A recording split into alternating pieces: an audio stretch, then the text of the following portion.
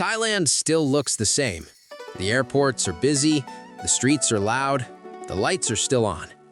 If you landed here for the first time today, you probably wouldn't notice anything wrong.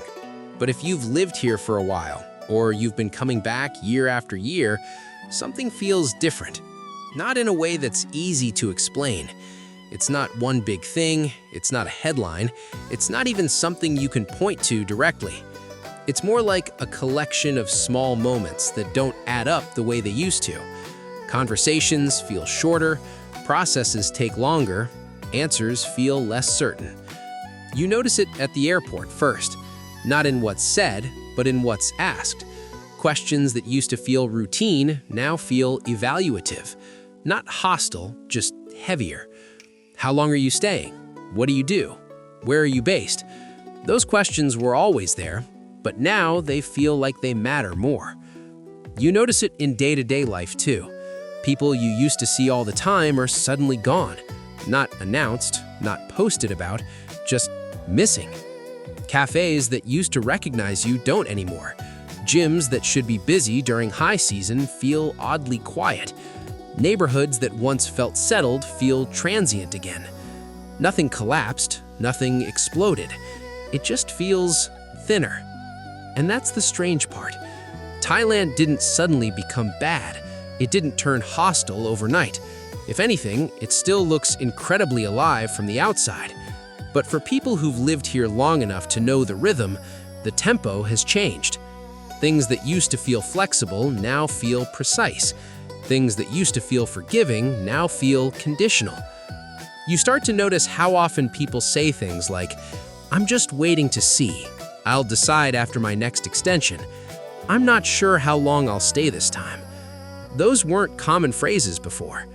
Thailand used to be a place where people spoke in years. Now they speak in months. And that shift changes everything. Because when a place stops feeling predictable, people stop building around it. They stop upgrading apartments, they stop committing to relationships, they stop making plans that assume permanence. They start packing lighter, even when they're still here. That's why this feeling is hard to explain. Nothing is obviously wrong, but something fundamental is different. Thailand still welcomes people, it still attracts visitors, it still looks like the Thailand everyone remembers. But for the people who stayed long enough to build a life here, it no longer feels like the place where you figure things out as you go. It feels like a place where you need to already be figured out. And the people who realize that first are the ones quietly leaving. Part 1. Why people came to Thailand in the first place. People didn't come to Thailand by accident. For a long time, it offered something that was getting harder and harder to find elsewhere. Not just cheap rent, not just beaches, not just nightlife. It offered breathing room. You could arrive without everything figured out and still be okay. That mattered more than people like to admit. Back home, life felt rigid. Rules were clear. Paths were narrow. Mistakes were expensive. Thailand felt different. If your career stalled, you had time. If you were burned out, you could reset. If you were between chapters, Thailand didn't punish you for it. You didn't need to be finished. You just needed to be functional. That's why so many people stayed longer than they planned. A few months turned into a year turned into "we'll see." And eventually, Thailand stopped feeling temporary. It wasn't that everyone was thriving. A lot of people weren't. But Thailand made it possible to live with imperfections. You could earn modestly and still have dignity. You could be rebuilding and still feel stable. You could live simply without feeling like you were failing. That combination is rare. It's why retirees came. It's why freelancers came. It's why people recovering from divorce, burnout, or bad decisions ended up here. Thailand didn't ask many questions, and for a long time, that felt like kindness. People talk about the old Thailand like it was reckless or naive. It wasn't. It was just flexible. And flexibility changes how people behave. When life feels forgiving, people relax. They take chances. They commit to places and people. They stop living defensively. Thailand became a place where people rebuilt themselves quietly. Not influencers, not headlines, regular people. They found routines, friend groups, relationships. They learned the language just enough. They figured out neighborhoods, and they became part of the background. That's an important detail. Thailand didn't just attract visitors, it absorbed them. And over time, those long-stay foreigners became part of the ecosystem. They weren't loud, they weren't flashy, but they were consistent. They showed up at the same places, spent money locally, stayed through low season. They anchored things. That's why what's happening now feels strange, because the Thailand people came for wasn't just affordable, it was forgiving. It didn't demand perfection. It didn't demand clarity. You could arrive a little lost and still belong. That's not a moral judgment. It's just a description of how things worked. And when a place like that changes, the people who relied on that flexibility feel it first. Not because they did something wrong, but because they were living closest to the margins that made Thailand special in the first place. Part 2. What quietly changed. What changed in Thailand didn't happen all at once. That's why it's hard to explain. There wasn't a moment you can point to and say, that's when everything shifted. No announcement, no single rule, no obvious breaking point. It was more like friction slowly being added to things that used to move easily. At first, it showed up in small ways. Processes that used to feel routine started taking longer. Answers that used to be clear started coming with caveats. People who had done the same thing for years suddenly found themselves being asked to explain it. Not accused, just questioned. You could feel it most at immigration, not because officers were rude, most of them weren't, but because the tone changed. Conversations that used to feel procedural started to feel evaluative, like someone wasn't just checking your paperwork, they were deciding whether you still made sense here. How long have you been in Thailand? What do you actually do? Why do you stay so long? Those questions weren't new, but the weight behind them was. Before, they felt like boxes to check. Now they felt like judgment calls. And judgment calls are stressful because they don't come with guarantees. You also started hearing more contradictions. One office would say something was fine, another would quietly disagree. An agent would sound confident one week and hesitant the next. Online advice stopped lining up with real outcomes. People began trading stories instead of instructions. Not, here's how it works, but here's what happened to me. That's when anxiety crept in. Because when systems are clear, people adapt. When they're vague, people hesitate. Thailand used to reward people who stayed under the radar. Now it felt like staying under the radar wasn't enough. You could do everything the same way you always had and still get a different result. That's the part that unsettled people. Not that rules existed, but that enforcement felt inconsistent. And inconsistency changes behavior. People stopped assuming the next extension would work out. They stopped booking long-term leases. They stopped making plans that depended on probably. Life became a series of checkpoints instead of a flow. You'd hear people say things like, I'll decide after my next stamp. I'm just waiting to see what happens. I'm keeping my options open. That language didn't used to dominate conversations. Thailand used to feel like a place where you arrived, settled in, and then figured things out over time. Now it feels like a place where you need a plan first and flexibility second. The irony is that nothing about Thailand's image changed. From the outside, it still looks welcoming, still looks relaxed, still looks easy. That's why so many people are confused when long-time expats start leaving. They assume something dramatic must have happened. Usually, it didn't. What happened was subtler. Thailand didn't close its doors, it narrowed the doorway. And the people who notice first are the ones who had been comfortably living in the space between certainty and chaos. That space used to exist. Now, it's shrinking.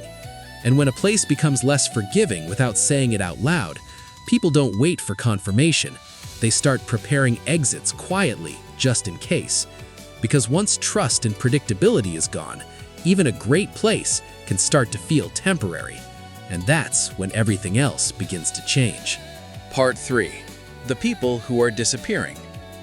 When people hear that Thailand feels different now, they usually picture tourists. They imagine fewer crowds, empty beaches, closed bars. That's not what's happening. Tourists are still coming. Flights are still landing. Hotels are still filling up. The people who are disappearing aren't the ones you'd notice right away. They're the long-stay foreigners, the ones who didn't vlog their lives, didn't chase nightlife every weekend, didn't treat Thailand like a temporary playground.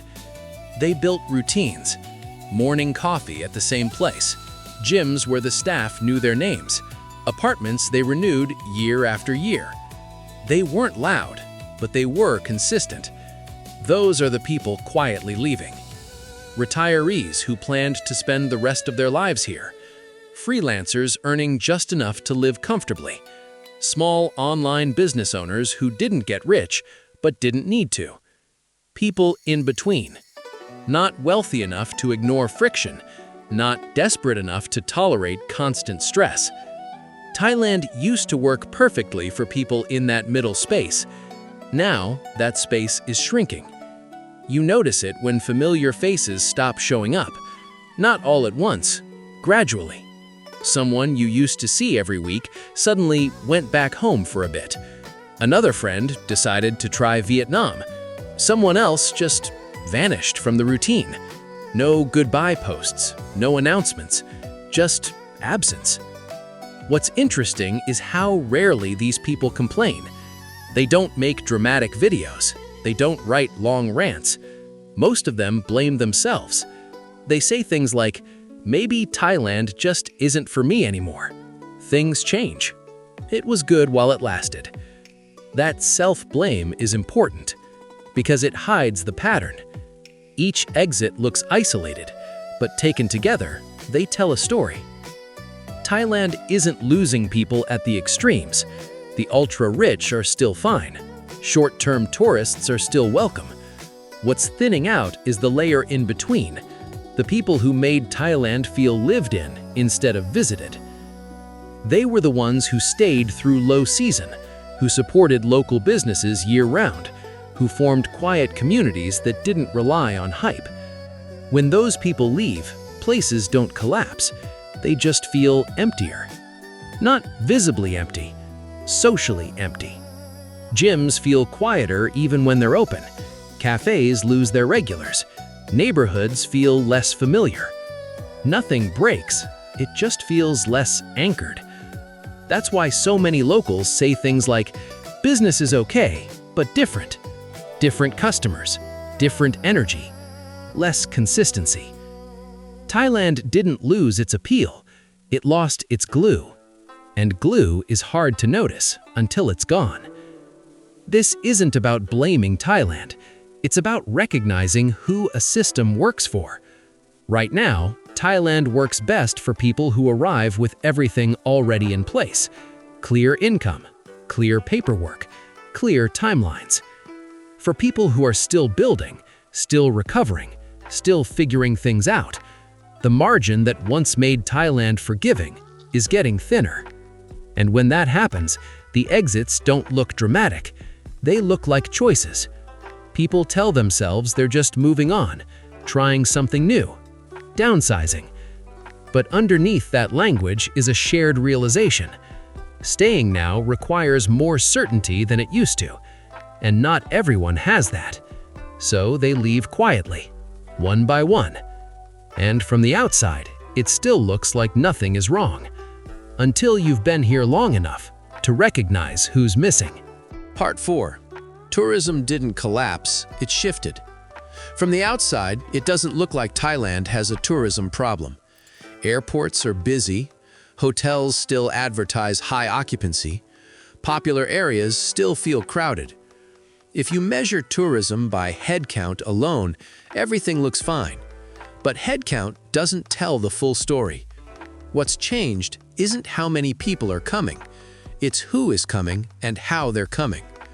For a long time, Thailand's tourism wasn't just about visitors. It was about repeat visitors. People who came back year after year. People who stayed for months, not days.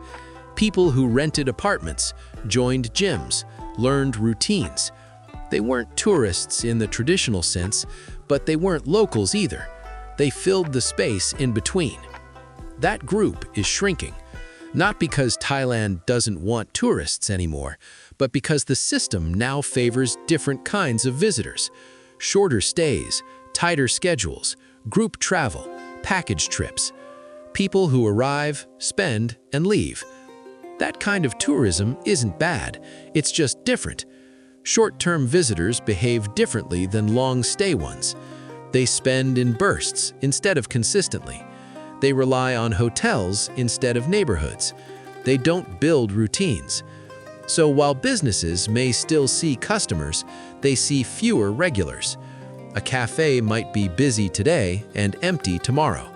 A bar might feel full on weekends and dead during the week. A gym might sell day passes but lose long-term members. Nothing shuts down overnight, but stability erodes. This is why so many business owners say things like, tourism is back, but it's not the same. They're not talking about numbers, they're talking about predictability. Thailand used to have a tourism base that smoothed out the year. Long-stay foreigners stayed through low season. Retirees kept spending when flights slowed down. Repeat visitors anchored places even when trends changed. As that layer thins out, everything becomes more seasonal, more volatile, more dependent on peaks. High season feels intense, low season feels longer. And when you build an economy around peaks instead of consistency, things feel more fragile, even if the crowds are there. This shift also changes the energy of places. Neighborhoods that once felt familiar now feel transitional. Conversations feel shorter. People don't linger as much. There's less overlap between who's here today and who'll still be here next month. Again, nothing collapsed. Thailand didn't empty out. It reorganized itself around a different kind of visitor. And that reorganization quietly pushed out the people who didn't fit the new shape. Long-stay expats didn't leave because Thailand failed. They left because Thailand no longer needed them in the same way. That's an uncomfortable thing to admit, because it means this isn't a crisis, it's a realignment. And realignments don't make headlines. They just change how a place feels to the people who knew it before. Part 5. The consequences no one talks about. When people talk about changes in Thailand, they usually focus on systems, visas, rules, tourism numbers. What they don't talk about much are the personal consequences, the parts that don't show up in statistics, because those are harder to explain and harder to admit. One of the first things people lose is dignity. Not in a dramatic way, in small, quiet moments, having to justify your presence more often, having to explain your plans when you don't fully have them yet, having to prove stability instead of slowly building it. Thailand used to allow people to stabilize over time. Now it feels like you're expected to arrive already stable. That shift changes how people feel about themselves. Someone who was comfortable before suddenly feels exposed. Someone who was getting by suddenly feels like they're falling behind. And that pressure leaks into everything else. Relationships are where it shows up most clearly. When life feels flexible, relationships can be relaxed. When life feels conditional, everything becomes heavier. Couples start having conversations they didn't expect to have so soon, about money, about timelines, about backup plans. Questions like, what happens if you can't stay? Where would we go? How long can we keep doing this? Those aren't romantic conversations, they're survival conversations, and not every relationship survives them. Some people leave relationships before they're forced to leave the country. Others leave the country to save the relationship and still lose it. That part rarely gets shared publicly because it feels embarrassing. Not the relationship itself, but the reason it ended. Nobody likes admitting that paperwork, money requirements, or timing played a bigger role than feelings, but they do. Another quiet consequence is how people start to shrink their lives. They stop taking risks, they stop investing emotionally, they stop expanding. Instead of building, they maintain. Instead of planning forward, they plan defensively. People downgrade apartments, they stop renewing long-term contracts, they keep savings liquid just in case. They live lighter, not because they want to, but because they don't trust the ground beneath them anymore. That kind of living wears people down. Thailand used to be energizing. Now, for some people, it's exhausting. Not because it's worse, but because the margin for error is smaller. And living with a smaller margin means constantly checking yourself, checking your finances, checking your visa dates, checking how much you're relying on things staying the same. Eventually, people ask themselves a hard question: is this still worth the stress? And when they ask that, the answer isn't always Thailand's fault. Sometimes it's just reality catching up. The problem is once that question enters your head, it doesn't go away. You start noticing how much effort it takes just to stay comfortable, how much planning goes into what used to feel easy. And for a lot of people, the conclusion isn't dramatic. They don't rage quit. They don't feel betrayed. They just quietly decide that the version of Thailand they came for is no longer available to them. So they make adjustments. They look at cheaper countries, simpler setups, places where the pressure feels lighter again.